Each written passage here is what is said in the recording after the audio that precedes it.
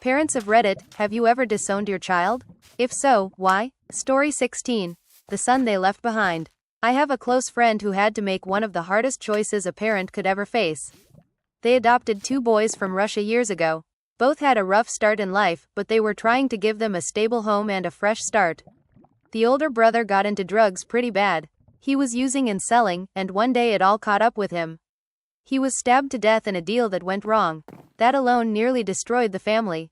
The younger one followed the same dark path. He started using too, then stealing from people, neighbors, stores, even his own family, to pay for the habit. His parents tried everything: rehab, counseling, family support. They gave him every chance they could, but nothing worked. Eventually, they hit their breaking point. They told him he had to leave. It was not because they stopped loving him, but because they just could not live in constant fear anymore. What really broke me, though, was hearing what happened next. Turns out, after they kicked him out, he did not go far. He moved into the old wooden playhouse in their backyard, the same one he used to play in when he was little. He lived there for weeks without them knowing. They said they had no idea he was back there. They found out only when the police came looking for someone tied to a string of break-ins in the neighborhood. That was him. Now he is in prison. And the part that stays with me the most is this: they do not talk about him anymore. It is like he has vanished from their lives. I know it tore them apart to make that decision, but pretending he is not there seems to be the only way they can keep going. It is the only way they know how to protect what is left of themselves. Story 2. What Halloween took from me. I was 15 years old, spending Halloween at my dad's place. My friends and I had been planning for weeks to go trick-or-treating together, and we had all agreed to bring my little brother along with us. My dad's wife had to work that night, and my brother did not want to go trick-or-treating on his own, so this was the only way he could still enjoy the night. My parents were fine with it, at least at first. But then things changed. Somehow, my stepmother got the night off from work. Instead of joining us, she decided she wanted to take her son trick-or-treating herself. The problem was, she refused to come along with my friends and me. I know it might sound silly to some, but we had been looking forward to that night for a long time. We really wanted him to be part of it. I tried reasoning with them. Even though I had a difficult relationship with my dad's wife, I actually begged her to come along with us, just so he could still go. I really tried to make it work. But somehow, the whole thing flipped on me. Suddenly, I was the bad guy. I was ungrateful, disrespectful, and selfish. My dad told me I couldn't go trick-or-treating at all. Instead, he said I had to rake the yard and pack up all of my belongings. He said everything had to be done by the time they got back. So I packed up all my stuff, called my mom, and she came and picked me up. I do not remember the exact length of time, but I did not speak to my dad for several months, maybe even close to a year. We had another falling out when I was 19. It happened after my grandfather's funeral. Everyone had gone back to my dad's house to be together. At one point, I was standing outside by my car with him, and he noticed one of my bumper stickers. It said, "Keep your laws off my body." As a woman, that message meant a lot to me. He asked what it meant, and I told him, "Dad, you know what it means." That led to another argument. I ended up leaving that day, and this time we didn't talk for over a year. Then one day at work, I checked my phone during a break and saw I had a bunch of missed calls from family members. My dad was in the hospital. He had lost a lot of blood and had to undergo emergency surgery. They weren't sure if he was going to survive. After that, things changed. Our relationship is still rocky sometimes, but I know this for sure. Unless he does something truly unforgivable, like hurt someone, I will never go another year without speaking to him again. Story 3. The father who let go. Today, I found out that my biological father passed away a couple of months ago. I discovered it by accident, just doing a simple internet search. He was 85 years old. I only met him once in my entire life. I was 39 at the time. My parents separated when I was just a toddler, barely 2 years old. After the divorce, my biological father gave up his parental rights and disappeared from my life completely. I grew up without him, without any contact or even stories. As far as I knew, he just moved on. Later on, he got remarried and had 3 more daughters. But tragedy struck his life hard. In 1972, all 3 of those daughters died in a fire. After that, he had no children left. Decades later, we tried to reconnect when I was an adult. I had hopes that maybe we could form some kind of relationship, even if it was late in life. But the visit we had did not go well. I guess the damage had been done, and neither of us really knew how to bridge the gap. We never spoke again after that. So when I saw his obituary today, it hit me in a strange way. There was no mention of me. No mention of my 2 sons, his only grandchildren. But he did list his 3 daughters who had died over 50 years ago. It is deeply sad to think about. I was his only living child, but he chose not to be a part of my life. He missed out on knowing me, on watching my children grow. I do not know if he ever wondered about me, or if he regretted anything.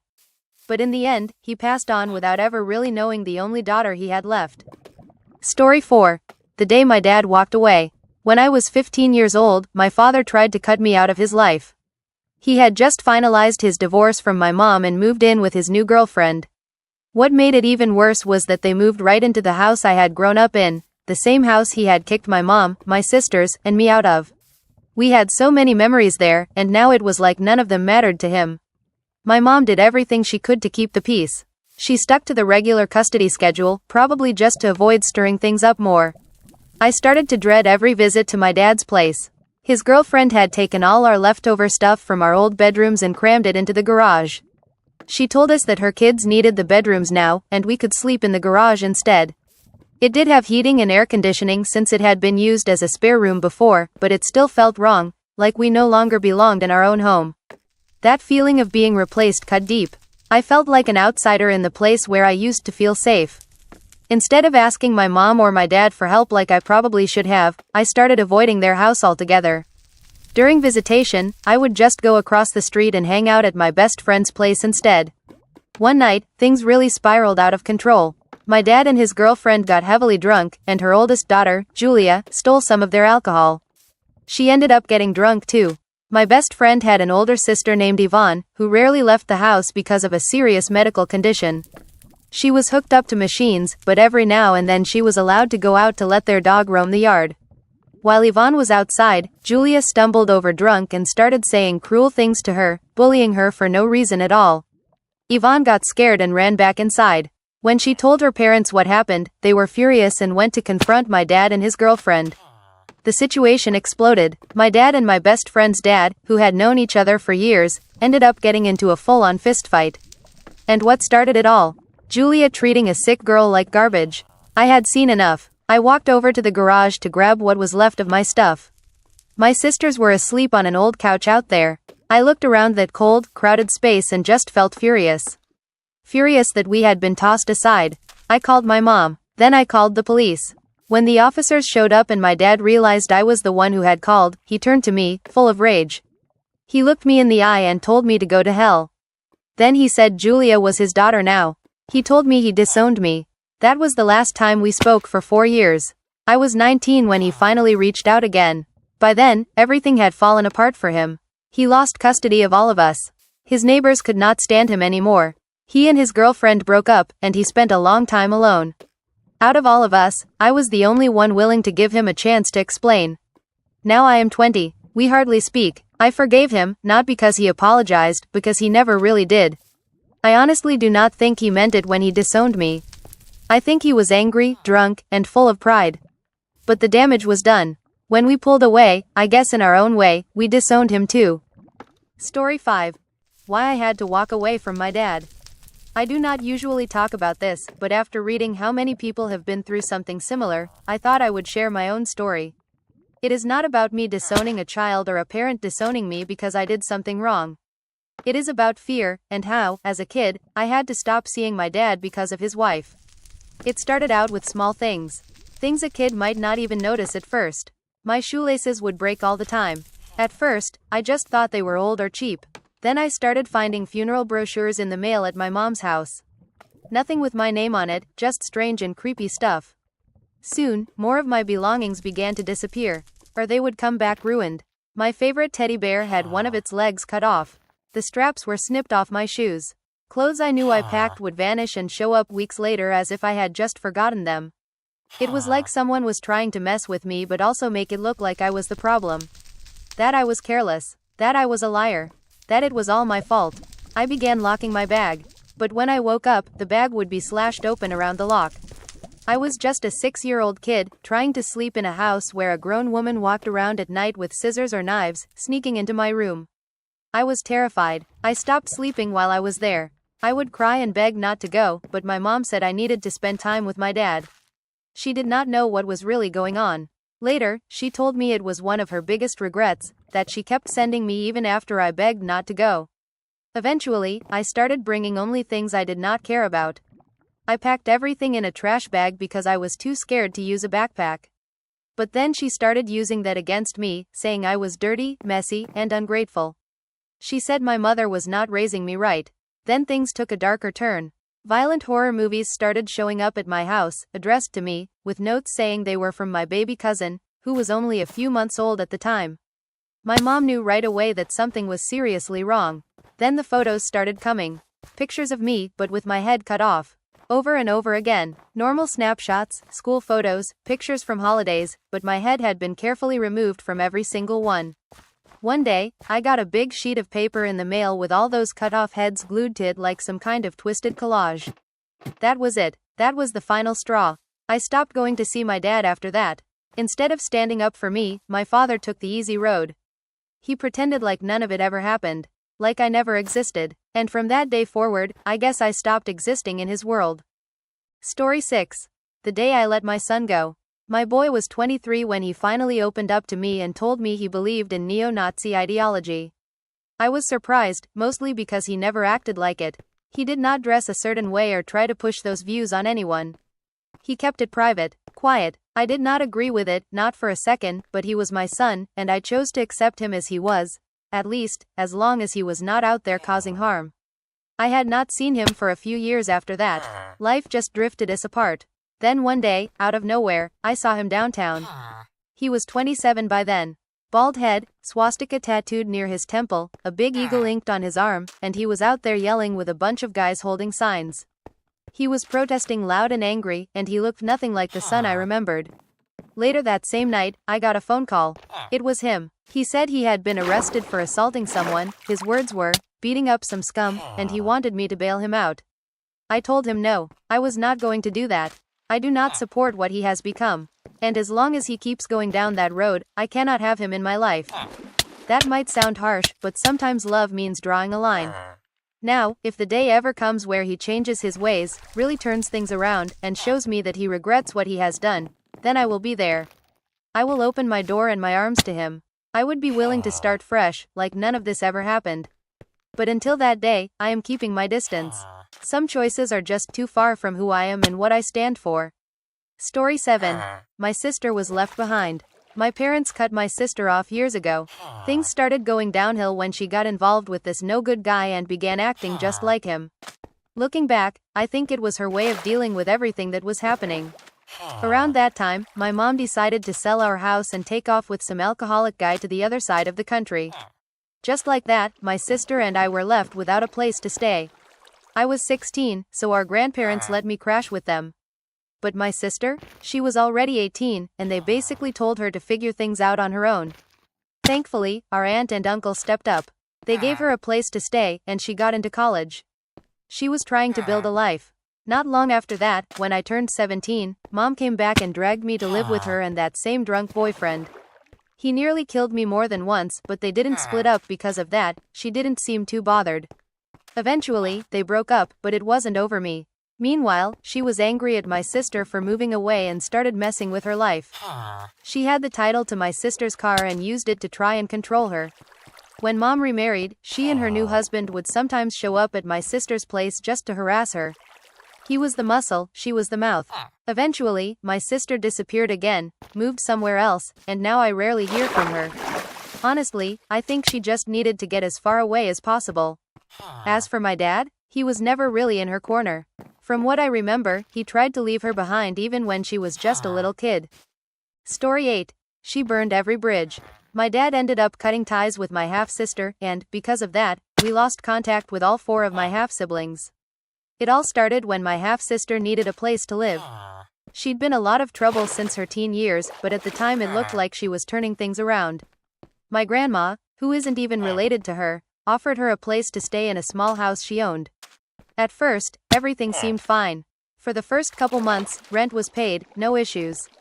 Then she stopped paying. She gave my grandma a sob story, said she couldn't find work, her ex wasn't sending child support, and she just needed time.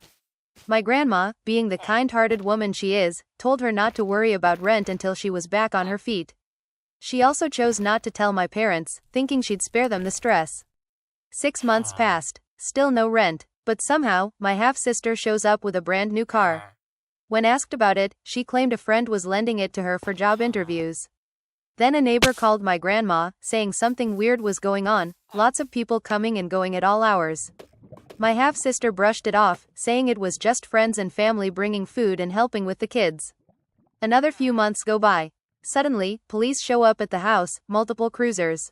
The neighbor calls my grandma, who rushes over only to find my half-sister being arrested. She'd been running a drug house.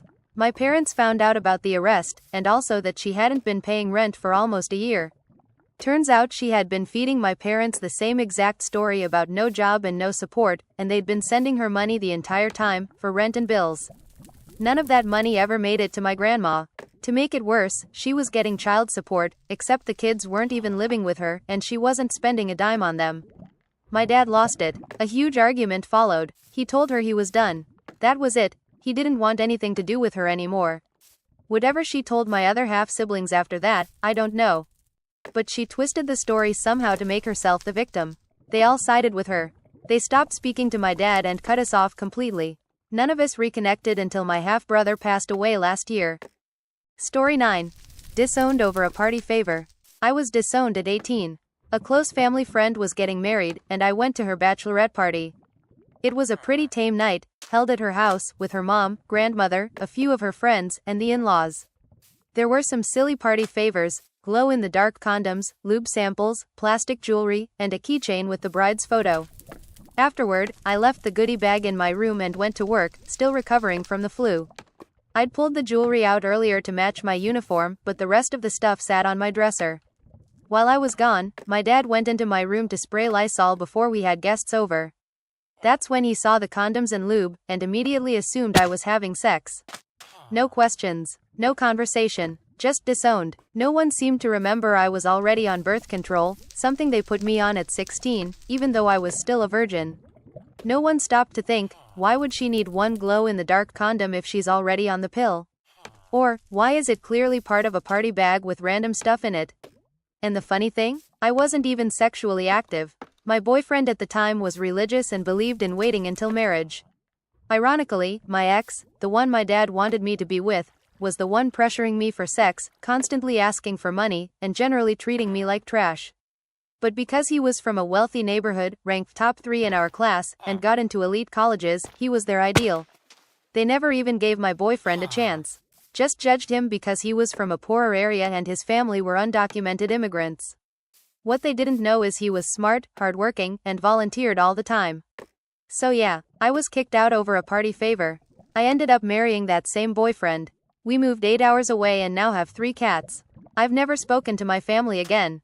Story 10. I stole everything, then found my way back. I was adopted when I was 3. My biological parents were addicted to drugs, so I never knew them, never even had a chance. My adoptive family gave me a loving home, and things were good for a long time. But when I hit high school, everything started to unravel.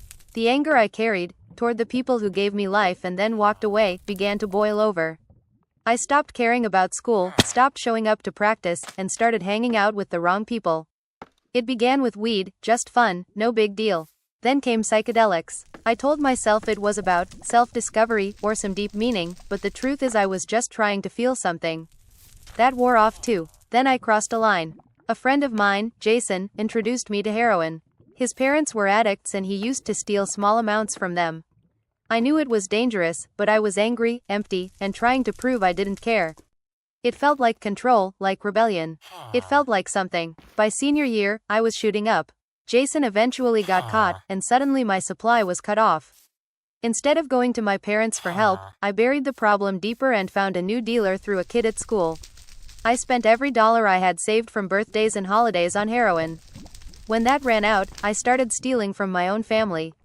I took jewelry, small things at first, but it escalated. The moment I hit rock bottom came when I pawned a pearl ring, my mom's favorite. It had a story. On a trip to Disney World, we picked an oyster together and found a pearl. My dad had it made into a ring for her birthday. She only wore it on special days. It meant the world to her. I sold it for 40 bucks. When she noticed it was gone, my parents confronted me. I lied, again, but my dad had found the needles in my car. He'd had enough. We got into a fight and the cops were called. My parents didn't press charges, but my father told me to leave. He disowned me. I was homeless for nearly a year. Couch surfed, used when I could. Friends started cutting me off. Eventually, I was alone, panhandling during the day, using at night. One night, I injected with a dirty needle and overdosed. A stranger found me and called for help. That guy saved my life. After that, I finally accepted help. Social services helped me get clean, one hard day at a time. I won't sugarcoat it, it was hell. The cravings, the regret, the guilt. But I stayed with it. Eventually, I joined the army. 4 years later, I left with an honorable discharge, and finally reached out to my parents. Seeing them again broke me. I cried like a kid. I apologized. They forgave me. Now I'm married. We have a daughter. My parents love her like crazy. And I try to be the kind of father I never had. Not perfect, but present. If you're struggling, please, ask for help. It's never too late. Part 1. I disowned my father. My dad never lived with my mom. After getting her pregnant, he told her he wasn't sticking around. He hasn't paid a single cent in child support in 21 years. My mom never went through the hassle of court because their relationship was short but intense. She saw him as her knight in shining armor, the last real romance she had. He lives a flashy life, driving an old Rolls-Royce, wearing leather trench coats and loads of gaudy jewelry. He likes to act like some wise guy or mafioso, but in reality, he runs cons and cheats disability by claiming a bad back. Of course, he had to bedazzle his silver cane with jewels to make it look legit. If it was just that, I could call him a deadbeat and move on. But every few years around the holidays, he shows up at my mom's house with his rolls and fancy clothes, pretending he wants to catch up. It absolutely kills my mom to see him, because while he brags about how great life is, she's been working overtime raising me alone and taking care of my elderly grandma since grandpa passed away. He brings the same cheap $20 Hillshire Farms meat platter every time, and honestly, we've started tossing the little cleavers because we've got so many. He claims he wants to be part of our lives but gives nothing but these pathetic gifts. He mails me a birthday or Christmas card every now and then, but never both, and always apologizes for not including money, blaming tight finances. Meanwhile, I know he's still rocking his ridiculous wardrobe, driving the luxury car, and collecting kitschy signed paintings from some Italian artist. Part 2. I disowned my brother. My parents never disowned him because they're too forgiving, but I've cut ties with my brother. About 10 years ago, he had a son with his late wife. When she was sick with cancer, I moved in to help take care of her and their son. I was very close to A. Raised him from birth. His wife passed when A was about 3. My brother remarried about 8 months later to a truly awful woman who hated A and didn't want him around. So I raised A until he was 5. Then they decided to try and make it work, and A started coming on weekends. He told us terrible things, bruises from beatings, threats that his dad would break his fingers and throw him in the lake by their house. I was still young, and no one helped me get away from my brother. My brother started accusing us of horrible things, even accusing his brothers and my dad of abusing his late wife, and doubted that it was really his kid. He forced a DNA test, which came back a 99.9% match. One day, his wife brought it to us, scared that my brother was going to hurt him. Even though it was her fault things got this bad, he loved her until she came into the picture. After that, he treated his own son like a nuisance. We had A for about 6 months. His wife said they wanted to try again. I said no, I didn't trust them. But my parents agreed to give him back. Shortly after, his wife handed A over to her late husband's parents, telling us she didn't know what happened to him, maybe he was dead. We fought a long court battle, but they had custody, so we mostly lost. Then my brother begged my parents to help him get A back, and they spent everything they had on legal fees. On the last day of court, my brother was supposed to get custody. He kept calling my parents to make sure they were there. But that same day, he signed over full custody to the grandparents. He wanted us there, just to hurt us more. My parents were in their late 50s then, and I was a teenager. I haven't seen my nephew in over 5 years. My brother still visits and wonders why I don't talk to him or his wife. He asks why my parents don't treat his stepkids, his wife's 6 or 7 grown children, like family. He acts like none of this ever happened. No drugs involved, just pure family drama.